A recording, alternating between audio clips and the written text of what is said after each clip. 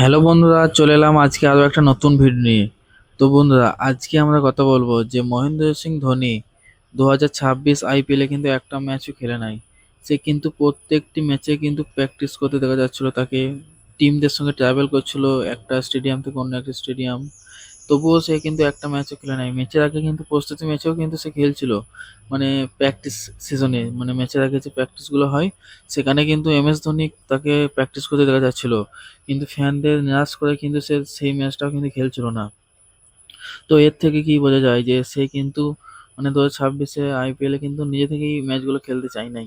সে fit ছিল, লাস্টের দিকে অনেকটা ম্যাচেই কিন্তু সে ফিট ছিল এবং অনেক রিপোর্ট অনুযায়ী দেখা যাচ্ছিল যে সে কিনা এই ম্যাচটা খেলতে পারে। মানে সকালে যে নিউজগুলো বেরিয়ে আসছিল ম্যাচের আগের দিনে, যে দেখাচ্ছিল যে না মহেন্দ্র সিং ধোনি পুরোপুরিভাবে ফিট হয়ে গেছে, সে কিন্তু এই ম্যাচটা খেলতে পারে। তবুও কিন্তু সে মানে খেলে নাই সেই ম্যাচগুলো।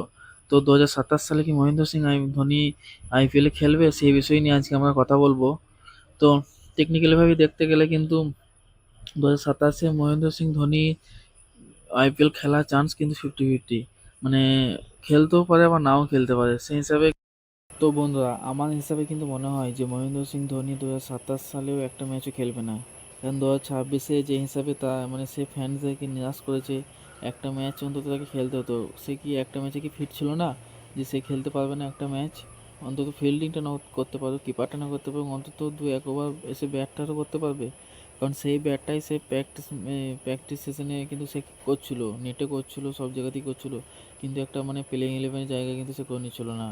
এরপরও তার ফ্যানরা হয়তো বলতে পারে যে না, সে অন্যদেরকে সুযোগ দিচ্ছিল। সে সুযোগ তো সবসময় দেয়, কিন্তু তার যে মানে ফ্যানসরা আছে তাদের জন্য অন্তত একটা ম্যাচ খেলা দরকার ছিল।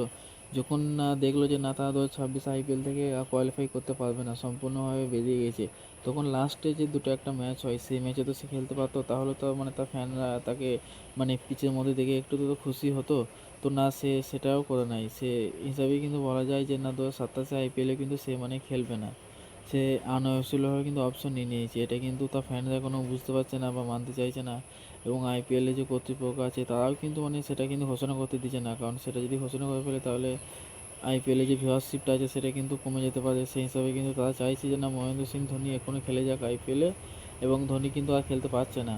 তো কি হবে সেটা 2027-এ আইপিএল আগেই দেখা যাবে যে না কি হচ্ছে। তো ভিডিওটি যদি ভালো লেগে থাকে তো চ্যানেলটি সাবস্ক্রাইব করে একটি লাইক করে দেবেন।